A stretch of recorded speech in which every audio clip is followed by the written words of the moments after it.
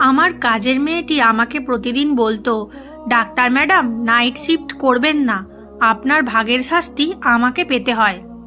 আমি তার কথা বুঝতে পারিনি। একদিন আমি অসুস্থ ছিলাম, তাই অন্য কাউকে দায়িত্ব দিয়ে হঠাৎ তাড়াতাড়ি বাড়িতে চলে এলাম। আমার রুম থেকে চিৎকারের আওয়াজ আসছিল। স্বামী বাড়িতে নেই, কিন্তু রুমের দরজা খুলে সামনের দৃশ্য দেখে আমি চমকে উঠলাম, কারণ রুমে আমার ছোট মেয়ে এবং কাজের মেয়েটি একসাথে। কিছুদিন থেকে দেখছি যে কাজের মেয়েটি বারবার আমার কাছে আসতো এবং কিছু না বলেই ফিরে যেত। সে হয়তো আমাকে কিছু বলতে চায়। 3-4 দিন এমন করতে দেখে একদিন আমি তাকে জিজ্ঞাসা করলাম, সুমিত্রা, সব কিছু ঠিক আছে তো? তুমি কি আমাকে কিছু বলতে চাও? আমি ভেবেছিলাম যে তার হয়তো টাকার প্রয়োজন, কারণ গরিব মানুষের তো এটাই সমস্যা, সব সময় তাদের টাকার প্রয়োজন হয়। তাই আমি তাকে জিজ্ঞাসা করলাম তার টাকার দরকার কিনা। তখন সুমিত্রা বলতে লাগলো, না ম্যাডাম, আমার টাকার দরকার নেই, আমি বরং আপনার সাথে অন্য কিছু নিয়ে কথা বলতে চেয়েছিলাম। আমি তার মুখে দুশ্চিন্তার রেখা স্পষ্ট দেখতে পাচ্ছিলাম। আমি তাকে বললাম, সুমিত্রা, তাড়াতাড়ি বলো, আমার হসপিটালে যেতে দেরি হয়ে যাচ্ছে। সুমিত্রা বলতে লাগলো, আমি শুধু আপনাকে বলতে চাই আপনি নাইট শিফট করবেন না। আমি হতবাক আর একটু রাগের সাথে ওর দিকে তাকালাম আর জিজ্ঞেস করলাম, নাইট ডিউটি না করার মানে কি? ও কে আমাকে এমন উপদেশ দেবার? আমাকে রাগান্বিত দেখে ও আর কিছু না বলে দ্রুত সেখান থেকে চলে গেল। আমি ভাবলাম হয়তো আমি চলে যাওয়ার কারণে ওকে বেশি কাজ করতে হয়, সেজন্যই ও আমাকে এসব বলছে। যাই হোক, অনেক দিন ধরে ওর আচরণে পরিবর্তন দেখতে পাচ্ছি, তাই ভাবলাম যে আমার ওর ওপর নজর রাখা উচিত এবং ওর মনে কি চলছে তা জানা দরকার। যাই হোক, আমি হাসপাতালে চলে গেলাম। যদিও আগে আমি শুধু দিনের ডিউটি করতাম, তবে গত 4 বছর ধরে আমি নাইট শিফট করছি এবং এতে আমার কোনো সমস্যা হয়নি। এখন বাচ্চারা বড় হয়ে গেছে এবং বাড়িতে সুমিত্রা আছে। ওকে পুরো সময়ের জন্য রাখা হয়েছিল, যাতে ও দিন ও রাত আমাদের বাড়িতে থাকে। সন্ধ্যায় তো আমার স্বামীও বাড়ি থেকে চলে যেত, তাই আমার কোনো চিন্তা ছিল না। কিন্তু গত কয়েকদিন ধরে সুমিত্রাকে নিয়ে আমার মনে অদ্ভুত ভাবনা শুরু হয়েছে। সে হয়তো আমার আড়ালে খারাপ কিছু করছে।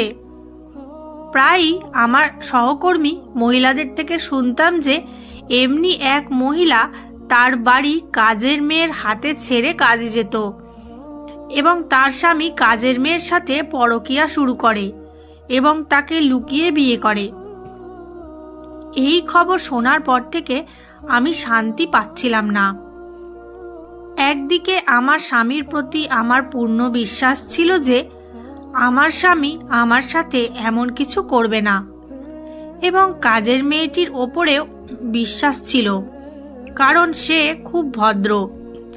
কিন্তু আবার ভাবলাম যে কারো বদলাতে সময় লাগে না। আমি আমার স্বামী এবং কাজের মেয়ের ওপর নজর রাখার সিদ্ধান্ত নিলাম। আমি সকালে দেরি করে উঠতাম, তাই আমার স্বামী সুমিত্রার তৈরি করা নাস্তা খেয়ে চলে যেত।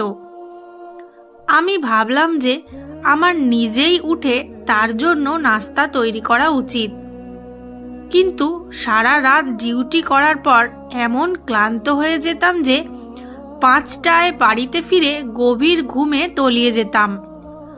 আর উঠতে ভালো লাগতো না। দুপুর 2টোয় ওঠার পর লাঞ্চ করে আমার প্রাইভেট ক্লিনিকে বসে থাকতাম। হাসপাতালের চাকরির পাশাপাশি আমি একটি প্রাইভেট ক্লিনিকও খুলেছিলাম।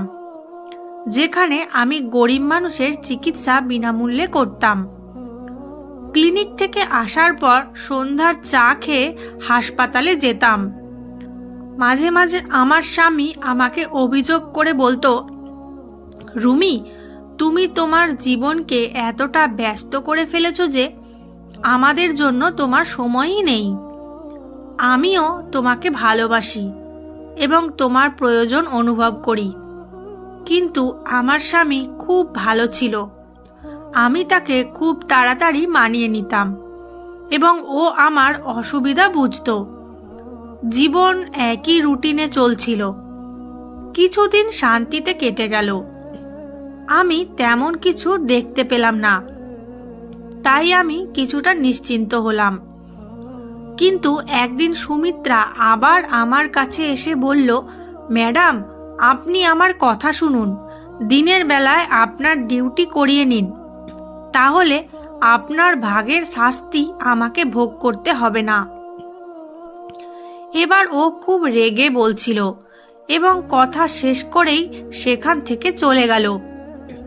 ওর কথা শুনে আমি হতবাক হয়ে গেলাম যে আমার ভাগের শাস্তির মানে কি? ও আমার স্বামীর সাথে আমার ভাগের সময় কাটাচ্ছে না তো? এই ভেবে আমার পায়ের নিচ থেকে মাটি সরে গেল। আমার স্বামীর ওপর আমার বিশ্বাস যে ছিল সেটা নড়বড়ে মনে হতে লাগলো। কিন্তু তারপর ভাবলাম, না, এটা সম্ভব না। ও নিশ্চয়ই এমনিই এই কথা বলছে। কিন্তু তারপরও আমি জানতে চাই যে আমার নাইট শিফট না করে ডেতে ডিউটি করার জন্য ওর এত জোর করার পিছনের উদ্দেশ্য কি? আমি একজন ডাক্তার এবং আমি সারা জীবন সততার সাথে কাজ করেছি এবং কখনো কারো কাছ থেকে কোনো অনুগ্রহ নিইনি। হাসপাতালের কমিটি আমাকে যে ডিউটি দিয়েছে তা আমি সানন্দে গ্রহণ করেছি এবং পূর্ণ নিষ্ঠার সাথে তা পালন করেছি। এখনও আমি নাইট শিফটের কথা বলে রেখেছিলাম। বলেছিলাম যে আমি নাইট ডিউটি করব, এতে আমার কোনো সমস্যা নেই। এখন আমি হঠাৎ করে ছেড়ে যেতেও পারবো না, তাহলে আমার নাম খারাপ হয়ে যাবে। এত বছর ধরে আমি কঠোর পরিশ্রম করেছি এবং কখনো কথার খেলাপ করিনি। পুরো স্টাফদের আমার ওপর অনেক আস্থা ছিল, কিন্তু এভাবে আমি আমার সংসারও নষ্ট করতে চাই না। তাই ভাবলাম কিছু একটা করা দরকার। সুমিত্রা গত 1 বছর ধরে আমার বাড়িতে কাজ করছে। এতদিনে না ওর বিরুদ্ধে আমার না আমার বিরুদ্ধে ওর কোনো অভিযোগ ছিল। ও একজন বিধবা যার 2টি সন্তান আছে এবং ও তাদের ভরণ পোষণের জন্য আমার বাড়িতে কাজ করত। আমি চাকরির প্রথম দিনই তাকে বলেছিলাম যে তোমাকে এখানে 24 ঘন্টা থাকতে হবে। ওর সন্তানদের নিয়ে কোনো চিন্তা ছিল না, কারণ ওর সন্তানদের দেখাশোনা করার জন্য ওর বাবা মা ছিল এবং তারা গ্রামে থাকতেন। ও একাই আমাদের বাড়িতে থাকতো। ও যা বেতন পেত তা ও ওর গ্রামে পাঠিয়ে দিত। যদিও আমি ওকে অনেকবার বলেছিলাম যে তুমি চাইলে তোমার সন্তানদের এখানে নিয়ে আসতে পারো। তুমি যেখানে থাকো তোমার সন্তানরাও সেখানেই থাকবে। কিন্তু কেন জানি না ও রাজি ছিল না। ওর সাথে সময়টা ভালোই যাচ্ছিল। আজ পর্যন্ত ও কখনো কারো বিরুদ্ধে অভিযোগ করেনি, কিন্তু এখন গত কয়েকদিন ধরে খেয়াল করছি ওর আচরণ অদ্ভুত হয়ে গেছে। প্রতিবারই ও আমাকে একই কথা বলতে থাকলো, ম্যাডাম, দিনের বেলা আপনার ডিউটি নিয়ে নিন আর রাতে বাসায় থাকুন। আমি কিছুই বুঝতে পারছি না। রাতে বাড়িতে কি এমন হয় যার কারণে ও এত ঘাবড়ে যায় এবং আমাকে এই কথা বলে। একদিন এমন হলো যে আমি ডিউটিতে ছিলাম। এমন সময় হঠাৎ একজন নার্স আমার কাছে এসে বলল যে অনেক দূর থেকে একজন মহিলা আপনার সাথে দেখা করতে এসেছেন। আমি জিজ্ঞাসা করলাম, সে কি রোগী? কারণ এই সময়ে আমার ডিউটি ছিল। তখন সে বলল, না, তিনি আপনার কোনো আত্মীয়। এই সময়ে আমার কোন আত্মীয় আমার সাথে দেখা করতে হাসপাতালে আসতে পারে? ভাবতে ভাবতে বের হলাম। বাইরে গিয়ে দেখি একজন অচেনা মহিলা দাঁড়িয়ে আছেন। আমি বিরক্তির সাথে তার দিকে তাকিয়ে জিজ্ঞেস করলাম, কে আপনি এবং আমার সাথে দেখা করতে চাইছেন কেন? তুমি কি ডক্টর সুমাইয়া? আমি বললাম, হ্যাঁ, আমি ডক্টর সুমাইয়া। আমার কথা শুনে সে হঠাৎ তার মোবাইলের ক্যামেরা বের করে আমার ছবি ক্লিক করেই হঠাৎ পালিয়ে গেল। আমি কয়েক সেকেন্ডের জন্য বুঝতে পারিনি কি হলো ব্যাপারটা, এবং যখন বুঝতে পারলাম তখন সে আমার থেকে দূরে পালিয়ে গেছে। আমি তার পিছনে জোরে দৌড়লাম যাতে তাকে জিজ্ঞেস করতে পারি কেন সে আমার ছবি তুলেছে এবং সে কে। কিন্তু সে খুব দ্রুত ছুটতে ছুটতে আমার নাগালের বাইরে চলে গিয়েছিল। আমি ফিরে এসে ভাবতে লাগলাম, হে ভগবান, আমার সাথে এসব কি হচ্ছে? কে এই মহিলা আর কেন এখানে এসেছিল কে জানে। আমার কিছু একটা গড়বড় মনে হচ্ছে, যেন খারাপ কিছু হতে চলেছে। আমার ষষ্ঠ ইন্দ্রিয় বারবার আমাকে সংকেত দিচ্ছিল যে সম্ভবত আমার জীবনে কিছু খারাপ ঘটনা ঘটতে চলেছে। আমি এটা জানতাম যে আমি আমার ফ্যামিলি এবং আমার স্বামীকে খুব বেশি উপেক্ষা করছি, কারণ রাতের ডিউটি করে খুব ক্লান্ত হয়ে পড়তাম আর সকালে দেরি করে ঘুম থেকে উঠতাম। আমি যখন ঘুম থেকে উঠি তখন আমার স্বামী অফিসে চলে গেছে, এবং রাতে যখন আমি ডিউটিতে যাই তখনও সে অফিস থেকে আসে না। অদ্ভুত জীবন হয়ে গেছে। অনেক দিন আমার স্বামীর সাথে কথাও হচ্ছিল না। আমি এটা অনুভব করতে পেরে সাথে সাথে মোবাইল বের করে আমার স্বামীকে কল করলাম। ভাবলাম অন্তত ফোনে কথা বলি, কিন্তু সে আমার ফোন ধরছে না। তখন আমি তার অফিসের নম্বরে কল করি এবং তার সেক্রেটারি আমাকে বলেন যে তিনি গত কয়েকদিন ধরে অফিসে আসছেন না। সেক্রেটারির কথা শুনে আমি অবাক হয়ে গেছি। সে অফিসে যাচ্ছে না এ বিষয়ে আমার কোনো ধারণাই ছিল না। কিন্তু আশ্চর্যের বিষয় হলো যে সে প্রতিদিন অফিসের জন্য বাড়ি থেকে বের হতেন। তাহলে তিনি অফিসের নাম করে কোথায় যেতে পারেন? পরের দিন ছুটি নেওয়ার কথা ভাবলাম। আমি যখন বাড়িতে এই কথাটা জানালাম তখন সবাই খুব খুশি, বিশেষ করে কাজের মেয়ে। সুমিত্রার চোখে মুখে খুশির ছাপ ফুটে উঠল। রাতের খাবার খেয়ে ফ্রি হয়ে বাইরে হাঁটতে বের হলে দেখলাম সুমিত্রা কারো সাথে ফোনে কথা বলছে আর কাউকে বলছে, ম্যাডাম আজকে বাড়িতে আছেন, আজ আমার কপাল ভালো, নইলে তো তার ভাগের শাস্তি পেতে পেতে আমি হয়তো মরেই যেতাম। আমি যখন তার কাছে গেলাম সে হঠাৎ ঘাবড়ে গিয়ে ফোন কেটে দিল। আমি যখন তাকে জিজ্ঞেস করলাম কার সাথে কথা বলছে, সে বলল কারো সাথে নয়, শুধু মাকে ফোন করেছিলাম সন্তানদের খবর নেওয়ার জন্য। এখন সুমিত্রার প্রতি আমার সন্দেহ বেড়ে গেল। হয়তো সে কোনো ঘোঁট পাকাচ্ছে, অথবা আমার কাছ থেকে বড় কিছু লুকাচ্ছে। এটা তো নয় যে সে কোনো অন্যায় কাজে জড়িয়ে পড়েছে। ভাবলাম আজকে বাড়িতে থেকে দেখব এখানে কি এমন হয়। কিন্তু আমার চোখে কিছুই পড়ল না। সবাই আরামে শুয়ে পড়ল। আমার ছুটির কথা শুনে আমার স্বামী খুব খুশি হয়ে বললেন, কতদিন হয়ে গেল আমরা একসাথে সময় কাটানোর সুযোগ পাইনি। আমিও বুঝতে চেষ্টা করলাম সে কি সত্যিই খুশি নাকি শুধু খুশির ভান করছে। আমি সন্দেহের চোখে তার দিকে তাকালাম যে এটা সম্ভব কিনা যে আমি বাড়ি ছাড়ার পরে তার এবং কাজের মেয়েটির মধ্যে কোনো সম্পর্ক আছে কিনা। সেজন্য মেয়েটি আমাকে বলে যে আপনি বাড়িতে থাকুন, আমার একটি মেয়ে এবং একটি ছেলে আছে। মেয়েটি কলেজে পড়ে এবং ছেলেটি ছোট ছিল এবং সে স্কুলে যেত। বাড়িতে আমরা এই কজনই ছিলাম। তাই আমার ধারণা ছিল বাড়িতে শুধু একটা কাজের মেয়েই যথেষ্ট।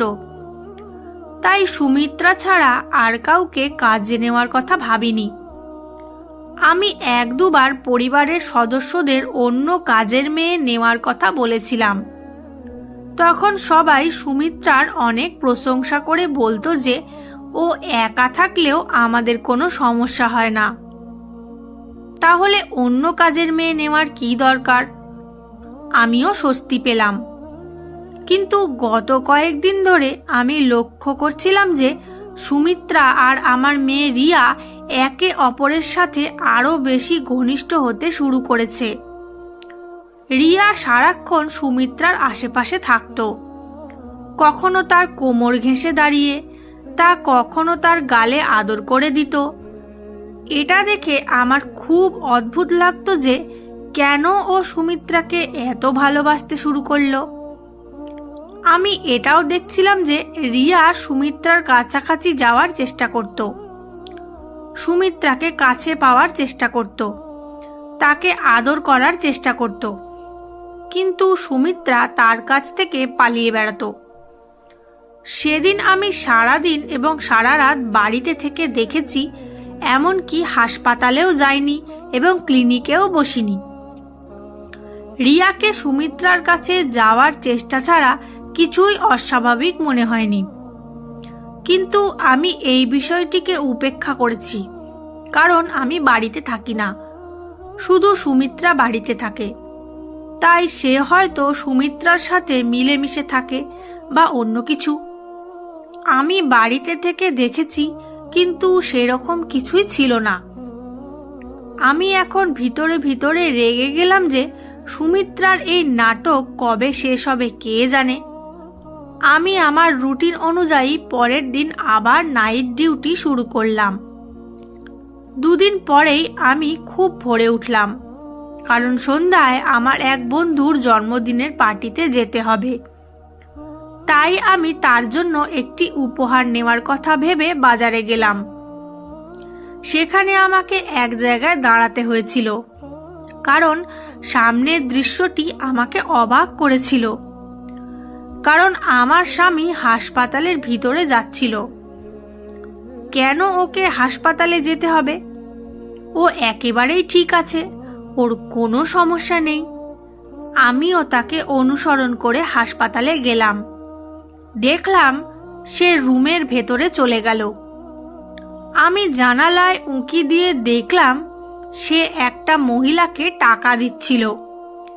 তাকে আমি চিনতে পারিনি, কারণ তার পিঠ আমার দিকে ছিল। মহিলাটাকে টাকা দিয়ে তার সাথে হাত মিলিয়ে আমার স্বামী দ্রুত বেরিয়ে গেল।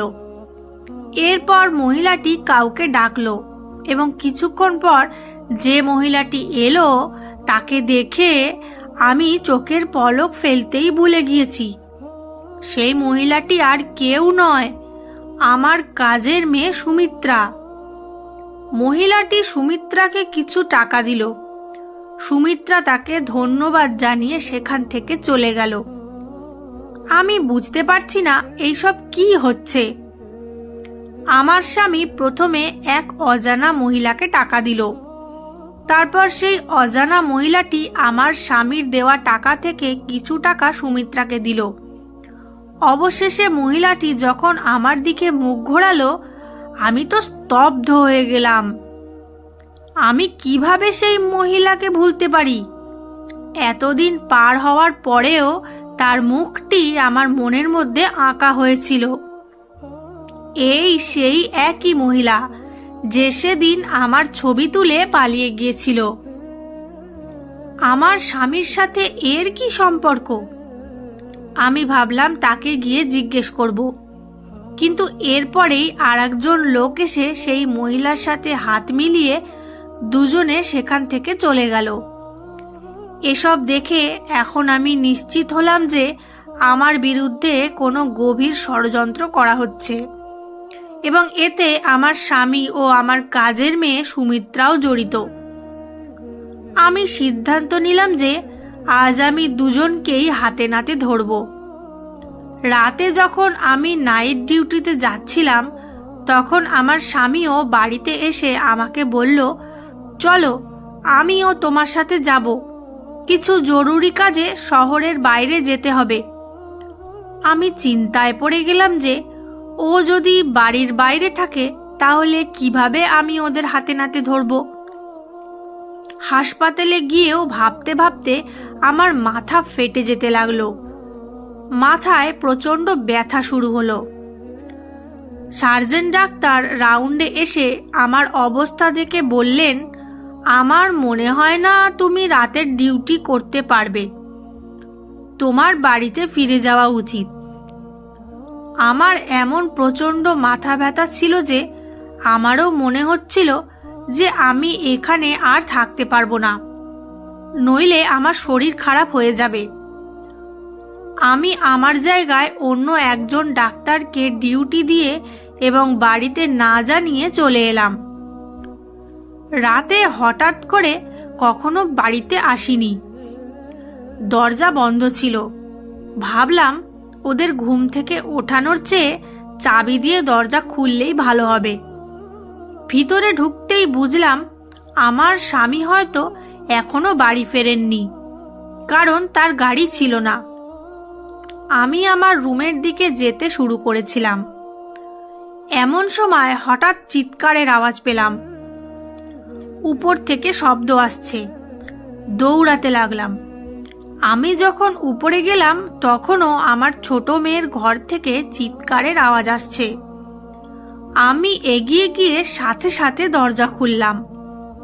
সামনের দৃশ্যটা দেখে আমার নিজেরই চিৎকার বেরিয়ে গেল, কারণ এটা সেই দৃশ্য যা আমার আত্মাকে নাড়া দিয়ে দেয়। আমি দেখলাম আমার মেয়ে সুমিত্রাকে বাজেভাবে মারছে আর সুমিত্রাও গলা ছেড়ে চিৎকার করছে। এগিয়ে গিয়ে ওকে সরিয়ে দিলাম। আমাকে দেখে ও বিরক্ত হয়ে গেল।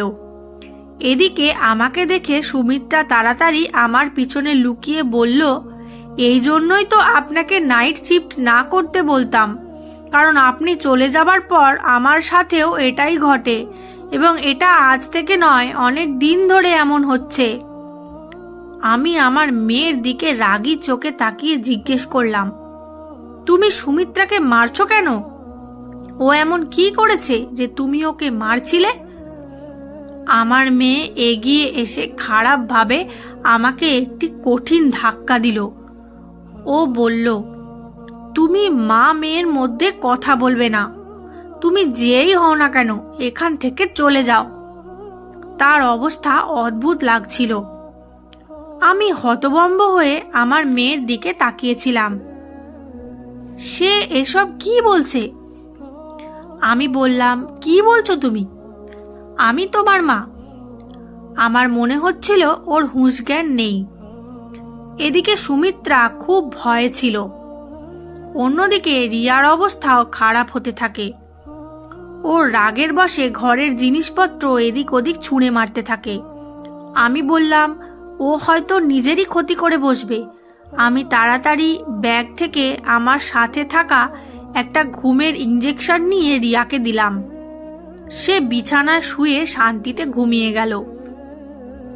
ওর এই অবস্থা দেখে খুব মন খারাপ হয়ে গেল। সুমিত্রা দূরে দাঁড়িয়েছিল। আমি বুঝতে পারছিলাম না কি হচ্ছে এসব। আমি জিজ্ঞেস করলাম, এইসব কি আর কবে থেকে হচ্ছে, আর তুমি আমাকে বলনি কেন? তখন সে বলল, আপনি আমার সাথে এলে আমি আপনাকে সব বলবো। আমি মেয়ের দিকে তাকিয়ে ভাবছিলাম, কি হচ্ছে, কেন হচ্ছে, ও আমাকে চিনতে পারছে না কেন? সুমিত্রা রুম থেকে দৌড়ে বের হয়ে গেল। যেন এখানে 1 মিনিটের জন্যেও থামলেও রিয়া তাকে আবার ধরবে। আমিও চিন্তিত হয়ে নিচে নেমে এলাম। তারপর সে বলতে শুরু করলো যে যাই কিছু দেখলেন সব আপনার কারণেই ঘটেছে। আমি আপনাকে কতবার বলেছি যে আপনি নাইট শিফট করবেন না, রাতে বাড়িতে থাকুন, কিন্তু আপনি কোনো কথাই শুনতে রাজি ছিলেন না। আপনার কি মনে আছে শেষ কবে আপনি আপনার সন্তানদের সাথে বসে তাদের ভালোবেসেছিলেন বা তাদের মনের কথা শুনেছিলেন? ওর কথা শুনে আমি চুপ হয়ে গেলাম, কারণ ও তো সত্যি কথাই বলছিল। ছোটবেলা থেকেই আমার ডাক্তার হওয়ার খুব শখ ছিল, তাই অনেক কষ্টে আমার শখ পূরণ করেছি। আমার স্বামী খুব ভালো ছিল, সে আমার শখের ব্যাপারটা ভালোভাবেই জানতো, তাই বিয়ের পরও সে আমাকে পড়াশোনা থেকে দূরে রাখেনি এবং সন্তান হওয়ার পরও সে আমাকে চাকরি করতে দেয়। আর প্রথম থেকেই আমার সন্তানেরা চাকরের কাছেই মানুষ হয়। আমিও সন্তানদের সময় দেওয়ার যথাসাধ্য চেষ্টা করতাম, কিন্তু আমি একজন ডাক্তার, আমাকে অনেক দায়িত্ব পালন করতে হতো এবং আমার বেশিরভাগ সময় হাসপাতালেই কাটত। কিন্তু তা সত্ত্বেও আমি সবসময় আমার সন্তানদের ভালো যত্ন এবং ভালো শিক্ষা দেওয়ার চেষ্টা করেছি, যদিও আমি তাদের বেশি সময় দিতে পারতাম না। কিন্তু তার মানে এই নয় যে আমি তাদের প্রতি নজর দিইনি এবং তাদের ভালোবাসিনি। আমার কাজের মেয়ে বলেছিল যে রিয়া ধীরে ধীরে একাকিত্বের শিকার হতে শুরু করে। ওর বাবা মায়ের ভালোবাসার প্রয়োজন ছিল, যা সে পায়নি, কারণ তার বাবা মায়ের কাছে তার জন্য সময়ই নেই। কিন্তু ও ছোট, কলেজে খারাপ সঙ্গে মিশে ও বদভ্যাসের শিকার হয়। ওর মায়ের ভালোবাসার দরকার ছিল, যেটা না পেয়ে ও মানসিক রোগীতে পরিণত হয়। আমাকে টর্চার করে সে তার রাগ ও ক্ষোভ প্রকাশ করে। সে মনে করে যে আমি তার মা, যেহেতু সে আপনার কাছ থেকে কখনো ভালোবাসা পায়নি এবং সে আপনাকে কিছু বলতেও পারেনি, তাই সে আমাকে তার মা ভেবে আমার ওপর তার রাগ প্রকাশ করে। আবার সকাল হলেই সে শুধু আমার কাছে ক্ষমা চায় না, আমাকে অনেক টাকাও দেয়, যাতে আমি আপনাকে কিছু না বলি। ম্যাডাম, আমি গরিব, ছেলে মেয়ে বৃদ্ধ বাবা মা আছে, আমি একা তাদের মুখে খাবার তুলে দিই। রাতে যে কষ্ট এবং যন্ত্রণা সহ্য করতাম, সকালে যখন আপনার মেয়ে আমাকে টাকা দেয়, আমি ভুলে যাই যে আমি কি কষ্টের মধ্যে দিয়ে গিয়েছি। রিয়া যখন আমার কাছে ক্ষমা চেয়ে আমাকে টাকা দিতে লাগলো, আমি রিয়াকে বললাম, রিয়া, তুমি আমার ওপর খুব অত্যাচার করো, আমি তোমার টাকা চাই না। আমি তোমার মাকে তোমার সম্পর্কে সব বলবো, যে তুমি পাগল, তোমার মা তোমাকে মানসিক হাসপাতালে ভর্তি করবে, তাহলে তোমার ঠিক হবে। পাগলাগারদের নাম শুনে রিয়া ভয় পেয়ে যায় এবং একই সাথে আমাকে হুমকি দিতে থাকে যে মাকে কিছু বললে আমি তোমাকে মেরে ফেলবো। রিয়া একজন মানসিক রোগী এবং ধীরে ধীরে তার পাগলামি বাড়তে শুরু করে। তাই তো আমি ভয় পেয়ে যাই আর আমি আপনাকে কিছু বলতে পারছিলাম না, তাই আপনাকে বলতাম বাড়িতে থাকতে। সুমিত্রাকে জিজ্ঞেস করলাম, সুমিত্রা, কবে থেকে এসব শুরু হয়েছে? সুমিত্রা আমাকে বলল, ম্যাডাম, এটা গত 1 বছর ধরে চলছে। আমার প্রতি রিয়ার আচরণ কখনো জলের মতো, কখনো সে আমার সাথে ঝগড়া করে, ভালোবাসার জন্য জেদ করে, আবার কখনো সে তার সমস্ত রাগ আমার ওপর খাটায়। কখনো কখনো সে তার পছন্দের খাবার আমার হাতে খাওয়ার জন্য জেদ করে। একটি মেয়ে তার মায়ের কাছে যা চায়, সে আমাকে তার মা হওয়ার নাটক করতে বলতো এবং ওকে সেই সমস্ত সুখ দিতে বলতো যা একজন মা তার সন্তানকে করে। আমি যখন তার জেদ পূরণ করতে অস্বীকার করি তখন সে রাগে পাগল হয়ে যায় এবং আমাকে মারতে থাকে। সুমিত্রার কথা শুনে আমি এখন বুঝতে পেরেছি যে সুমিত্রা কেন বলতো, ম্যাডাম আপনার শাস্তি আমাকে ভাগ করতে হবে না, কারণ সেই সমস্ত শাস্তি সম্ভবত আমার জন্য ছিল, যা আমার মেয়ে সুমিত্রার ওপর প্রকাশ করত। এমনকি পরিকল্পনাও করতে পারিনি যে এই সব আমার সন্তানদের সাথে হচ্ছে। কিন্তু সেদিন আমার স্বামীর সেই মহিলাটির সাথে কি প্ল্যান ছিল যে আমার ছবি তুলেছিল, এটা সুমিত্রা ছাড়া আর কেউ বলতে পারবে না। আমি সাথে সাথে ওকে জিজ্ঞেস করলাম এবং ও বলল, ম্যাডাম আপনি আমার কথা শুনতেন না, তাই আপনার মেয়ের অবস্থা আমি আপনার স্বামীকে বলি। তিনি একজন ডাক্তারের সাথে কথা বলে তার মেয়ের অবস্থা সম্পর্কে সম্পূর্ণ তথ্য পান। ডাক্তারের সাথে কথা বলেন এবং ডাক্তারকে অনুরোধ করেন যে কোনোভাবে মেয়েকে সুস্থ করে তোলার জন্য। আপনার স্বামী আপনার পুরো ব্যাপারটি জানতে চাননি, কারণ তিনি চাননি আপনি নিজেকে দোষী মনে করেন। ওই মহিলাও একজন সাইকিয়াট্রিস্ট। আপনার স্বামী হাত জোর করে সাইকিয়াট্রিস্টকে অনুরোধ করেছিলেন যে আমার স্ত্রী যেন এ বিষয়ে কিছুই না জানে। সেও একজন ডাক্তার এবং দিনরাত মানুষের সেবা করে। আপনার স্বামী বলেন, আমি চাই আমার স্ত্রী এসব জানার আগেই মেয়ে যেন ঠিক হয়ে যায়। সেই ডাক্তার আপনার হাসপাতালের ঠিকানা নিয়েছিল এবং সেদিন আপনার স্বামী সেই ডাক্তারকে তার ফি দিচ্ছিলেন। আমি ডাক্তারকে সাহায্য করতাম।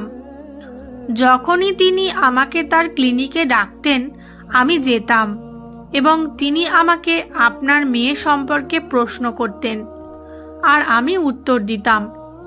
তাই তিনি আমাকে সেদিন কিছু টাকাও দিয়েছিলেন। আপনি সেদিনই আমাদের দেখেছিলেন। আমাকে বলেছিলেন যে সে আমার মালকিনের কিছু ছবি তুলেছেন। আমি অবাক হয়েছিলাম। আমি জিজ্ঞাসা করলাম, কেন তিনি আমার মালকিনের ছবি তুলেছেন?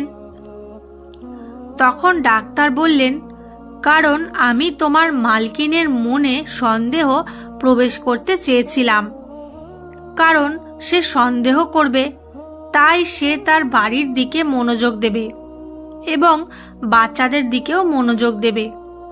সে অনুভব করবে যে আমার বাড়িতে অবশ্যই কিছু ষড়যন্ত্র হচ্ছে এবং সে তার বাড়ির দিকে মনোযোগ দিতে শুরু করবে। আমি তোমার মালকিনকে কিছু বলতে পারছি না, কারণ তোমার মালিক আমাকে কিছু বলতে নিষেধ করেছে।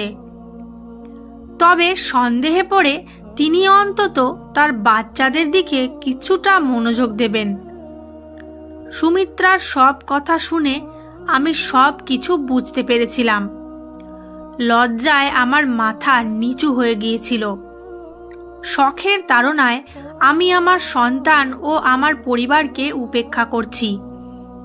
আমার 2টি সন্তান ছিল, কিন্তু তারা কিভাবে বড় হয়েছে কিছুই জানতাম না।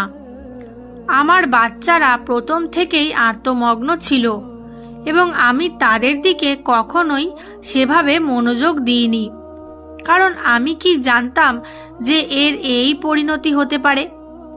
এখন আমি বুঝতে পেরেছি যে আমরা বাবা মায়েরা আমাদের কেরিয়ার নিয়ে এতটা পাগল হওয়া উচিত নয় যে আমরা আমাদের সন্তানদের অবহেলা করব।